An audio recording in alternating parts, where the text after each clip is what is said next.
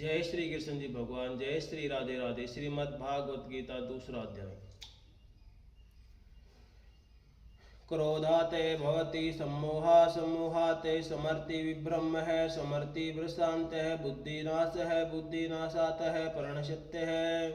क्रोध से अत्यंत मूढ़ भाव उत्पन्न हो जाता है, मूढ़ भाव से समर्त्या भ्रम हो जाता है, समर्त्यों में भ्रम हो जाने से बुद्धि अर्थात ज्ञान शक्ति का नाश हो जाता है और बुद्धि का नाश हो जाने से ये पुरुष अपनी स्थिति से गिर जाते हैं। क्रोध से उत्पन्न होने वाले अत्यंत मूढ़ भाव का क्या स्वरूप है? जिस समय मनुष्य के अंतकरण में क्रोध की वृत्ति जागृत होती है उस समय उसके अंतकरण में विवेक शक्ति का अत्यंत अभाव हो जाता है। वह कुछ भी आगा पीछे नहीं सोच सकता। क्रोध के वश होकर जिस कार्य में प्रवृत्त होता है उसके परिणाम का उसको कुछ भी ख्याल नहीं रहता। यही क्रोध उत्पन्न सम्मोह का अर्थात अत्यंत मूढ़ भाव का स्वरूप है। सम्मोह से उत्पन्न होने वाली समर्ति विभ्रम का क्या स्वरूप है? जब क्रोध के कारण मनुष्य के अंतकरण में मूढ़ भाव बढ़ जाता है तब उसकी स्मरण शक्ति भ्रमित हो जाती है।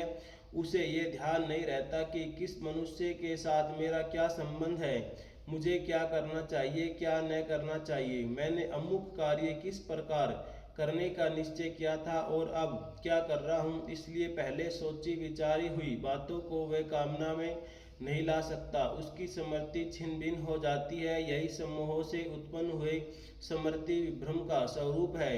समृद्धि विभ्रम से बुद्धि का नष्ट हो जाना और उस बुद्धि नाश से मनुष्य का अपनी स्थिति से गिर जाना क्या है? उपयुक्त प्रकार से समृद्धि में विभ्रम होने से अंतकरण में किसी कर्तव्य अकर्तव्य का निश्चय करने की शक्ति का न करना ही बुद्धि का नष्ट हो जाना है। ऐसे होने से मनुष्य अपने कर्तव्य का लगातार अकर्तव्य में प्रवृत्त हो जाता है। उसके व्यवहार में कटुता कठोरता कायरता हिंसा प्रतिहिंसा दीनता जड़ता और मूढ़ता आदि दोष आ जाते हैं। अतः उसका पतन हो जाता है। वह शीघ्र ही अपनी पहले की स्थिति से नीचे गिर जाता है और मरने के बाद नाना प्रकार की नीच योनियों में या नरक में पड़ता है। यही बुद्धि नाश से उसका अपनी स्थिति से गिर जाना है। जय श्री कृष्ण जी भगवान। इस प्रकार मन सहित इंद्रियों का वश में न करने वाले मनुष्य के पतन का क्रम बतलाकर अब भगवान स्थित प्रज्ञ योगी कैसे चलता है इस चौथे प्रश्न का उत्तर आरंभ करते हुए पहले दो श्लोकों में जिसके मन और इंद्रियां वश में होती है ऐसे साधक के द्वारा विषयों में विचरण किए जाने का प्रकार और फल उसको बतलाते हैं। जय श्री कृष्ण जी भगवान। राग द्वेष व्यक्त है तो विषयाण इंद्रिय है चरण आत्म वश्य है विधेयात्मा प्रसादम अधिगच्छति है। श्री कृष्ण। जय श्री राधे राधे। जय श्री राधे राधे। परंतु अपने अधीन किए हुए अंतकरण वाले साधक अपने वश में की हुई राग द्वेष से रहित इंद्रियों द्वारा विषयों में विचरण करता हुआ अंतकरण की प्रसन्नता को प्राप्त होता है। तू पद का क्या भाव है? पूर्व श्लोक में जिसके मन इंद्रिया वश में नहीं है ऐसे विषय मनुष्य की अवंती का वर्णन किया गया और अब दो श्लोकों में उससे विलक्षण जिसके मन इंद्रिया वश में किए हुए हैं ऐसे वृत्त साधक को अनंती वर्ण किया जाता है। इस भेद का द्योतक यह तू पद है। विधेयात्मा पद कैसे साधक का वाचक है जिसका अंतकरण भली भांति वश में किया हुआ है ऐसे साधक वाचक यह विधेयात्मा पद है। ऐसे साधक अपने वश में की हुई राग द्वेष से रहित इंद्रियों के द्वारा विषयों में विचरण करना क्या है? साधारण मनुष्य की इंद्रियां स्वतंत्र होती है, उनके वश में नहीं होती। उन इंद्रियों में राग द्वेष भरे रहते हैं। इस कारण उन इंद्रियों के वश में होकर भोगों को भोगने वाला मनुष्य उचित अनुचित का विचार न करके जिस किसी प्रकार से भोग सामग्रियों के संग्रहण करने और भोगने की चेष्टा करता है उन भोगों में राग द्वेष करके सुखी दुखी होता रहता है। उसे आध्यात्मिक सुख का अनुभव नहीं होता किंतु उपयुक्त साधक की इंद्रियां उसके वश में होती है और उन राग द्वेष का अभाव होता है। इस कारण वह अपने वर्ण आश्रम और परिस्थिति के अनुसार योग्यता से प्राप्त हुए भोगों में बिना राग द्वेष के विचरण करता है। उसका देखना सुनना खाना पीना उठना बैठना बोलना बतलाना चलना फिरना और सोना जागना आदि समस्त इंद्रियों के व्यवहार नियमित और शास्त्रविहित होते हैं। उसकी सभी क्रियाओं में राग द्वेष काम क्रोध और लोभ आदि विवेकारों का अभाव होता है। यही उसका अपने वश में की हुई राग द्वेष रहित इंद्रियों द्वारा विषयों में विचरण करना है।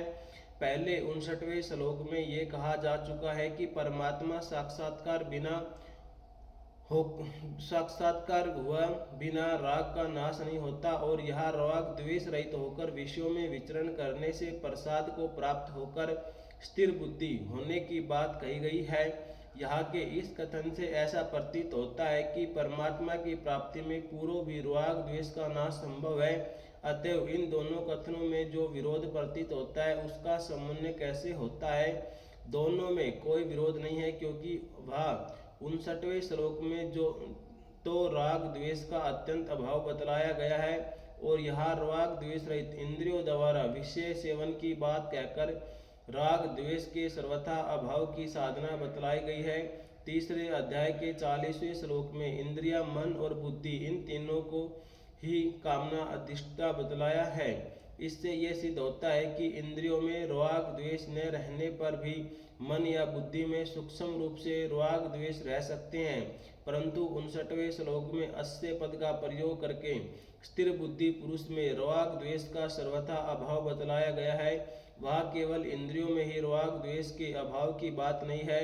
इंद्रियों से विषयों का संयोग न होने देना, यही बाहर से विषयों का त्याग, इंद्रियों का संयम और इंद्रियों का राग द्वेष रहित हो जाना, इन तीनों में श्रेष्ठ और भगवत प्राप्ति में विशेष सहायक कौन है? तीनों ही भगवान की प्राप्ति में सहायक है, किंतु इनमें ब्रह्मा विषय त्याग की अपेक्षा इंद्रिय संयम और इंद्रिय संयम की अपेक्षा इंद्रियों का राग द्वेष से रहित होना विशेष उपयोगी और श्रेष्ठ है। यद्यपि ब्रह्मा विषयों का त्याग भी भगवान की प्राप्ति में सहायक है, परंतु जब तक इंद्रियों का संयम और राग द्वेष का त्याग न हो तब तक केवल ब्रह्मा विषयों के त्याग से विषयों की पूर्ण निवृत्ति नहीं हो सकती और न कोई सिद्धि ही प्राप्त होती।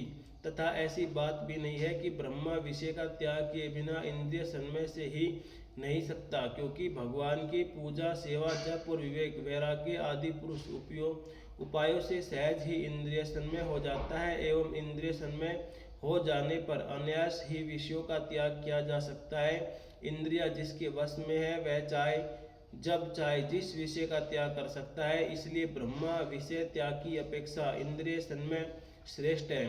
इस प्रकार इंद्रिय संयम भी भगवत प्राप्ति में सहायक है, परंतु इंद्रियों के राग द्वेष का त्याग हुए बिना केवल इंद्रिय संयम विषयों की पूर्णता निवृत्त होकर वास्तव में परमात्मा की प्राप्ति नहीं होती। और ऐसी बात भी नहीं है कि ब्रह्मा विषय त्याग और इंद्रिय संयम हुए बिना इंद्रियों के राग द्वेष का त्याग ही होना न सकता है।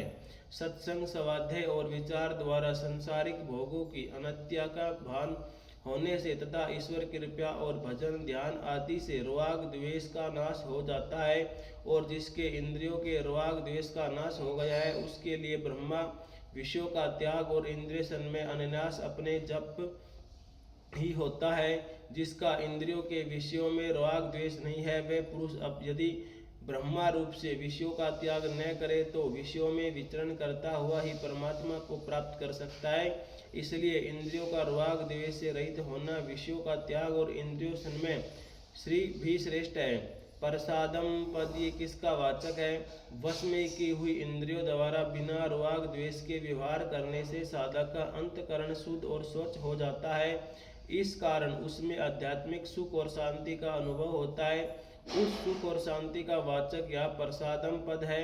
इस सुख और शांति के हेतु रूप अंतकरण की पवित्रता को और भगवान के अपहरण की हुई वस्तुएं अंतकरण को पवित्र करने वाली होती है, इस कारण उसको भी प्रसाद कहते हैं। परंतु अगले श्लोक में उपयुक्त पुरुषों के लिए प्रसन्न चेतनम है पद का प्रयोग किया गया है। अतः यह प्रसादम पद का अर्थ अंतकरण की आध्यात्मिक प्रसन्नता मानता ही ठीक मालूम होता है। जय श्री कृष्ण जी भगवान, जय श्री राधे राधे। वीडियो अच्छी लगी हो तो लाइक एंड चैनल को सब्सक्राइब जरूर करें। जय श्री राधे राधे।